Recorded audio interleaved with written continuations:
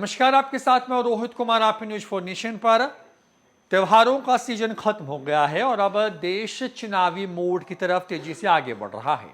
ऐसे में एक तरफ जहां बिहार की सरकार ने और खास करके नीतीश कुमार और तेजस्वी यादव की जोड़ी ने आरक्षण का जो कोटा बढ़ाया है, उस कोटे के बढ़ने के बाद अब देश भर में इसको लेकर के जो है माहौल बनना शुरू हो गया है।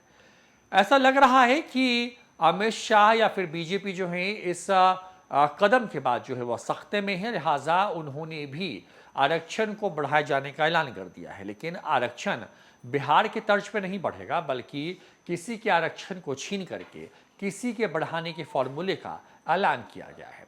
दरअसल 5 राज्यों में हो रहे विधानसभा के चुनाव के बीच में अमित शाह पहुंचे तेलंगाना, जहां पर एक चुनावी जनसभा में अमित शाह ने इसका ऐलान करते हुए कहा है कि सरकार बनते ही वहां पर आरक्षण की व्यवस्था में बदलाव होगा और इस बदलाव के साथ ही जो लोग हैं, जो वंचित वर्ग हैं, उनको इसका सीधा लाभ दिया जाएगा। तो ऐसे में अमित शाह किस तरीके से नीतीश कुमार और तेजस्वी यादव के इस कदम के बाद पूरी तरीके से कहें कि बैकफुट पर आ गए, या फिर ये कह सकते हैं आप सरेंडर के मोड में आ गए हैं।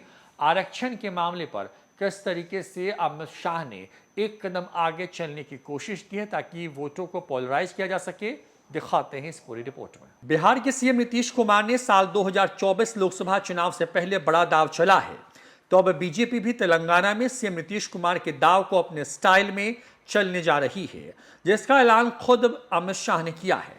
तेलंगाना के जनगांव में चुनावी रैली में अमित शाह ने कहा कि आप हमारी सरकार बनवाइए, हम मुसलमानों का आरक्षण बंद करा करके ओबीसी, एससी और एसटी को आरक्षण देंगे।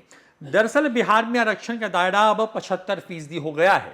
बिहार विधानमंडल के शीतकालीन सत्र में विधानसभा और विधान परिषद में सर्वसम्मति से आरक्षण संशोधन बिल पारित हुआ, जिसके बाद राज्यपाल ने इस पर अपनी मुहर भी लगा दी। कुल मिलाकर कहें तो सीएम नीतीश कुमार ने अनुसूचित जाति, अनुसूचित जनजाति, अति पिछड़ा जाति, पिछड़ा वर्ग को 65% आरक्षण दे दिया है।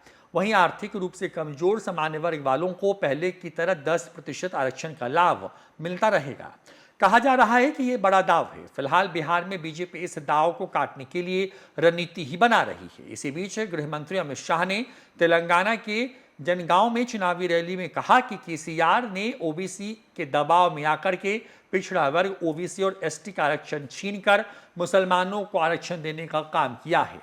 आप हमारी सरकार बनवा दो तो हम मुस्लिम आरक्षण बंद करा करके पिछले वर्ग को आरक्षण देंगे। सत्ता में आने के बाद तेलंगाना में 4% मुस्लिम आरक्षण को खत्म कर देंगे। यहां पर तुष्टीकरण की राजनीति को बढ़ावा देने के लिए मुस्लिम आरक्षण दिया गया है। उन्होंने यह भी कहा कि तेलंगाना के आगामी विधानसभा चुनाव देश का भविष्य तय करेंगे। अमित शाह के इस बयान के कई सियासी मायने निकाले जा रहे हैं, पर सवाल यह है कि अगर तेलंगाना में अमित शाह का दाव कामयाब होता है तो क्या देश भर में पिछड़े वर्ग को खुश करने की बीजेपी कोई बड़ा दाव खेल सकती है? खैर, जो भी हो, बिहार में जो मास्टर स्ट्रोक नीतीश कुमार ने चला है, उससे गृह मंत्री अमित शाह को भी पिछड़ा वर्ग, ओबीसी और एसटी के आरक्षण के रास्ते में आना पड़ा है। गौरतलब है कि विधानसभा की 119 सीटों पर तेलंगाना में आगामी 30 नवंबर को वोटिंग होगी, जिसके बाद चुनावी परिणाम 5 राज्यों के साथ 3 दिसंबर को आएंगे।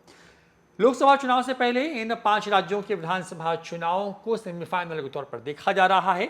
मौजूदा वक्त में इन 5 राज्यों में से मध्य प्रदेश में बीजेपी की सरकार है, तो 2 जगह पर कांग्रेस, छत्तीसगढ़ और राजस्थान में सत्ता में काबिज है। तो तेलंगाना में गैर बीजेपी कांग्रेस सरकार है, वहां पर सीधा मुकाबला कांग्रेस और केसीआर की पार्टी के बीच में है। न्यूज फॉर नेशन के लिए देवांशु प्रभात की रिपोर्ट।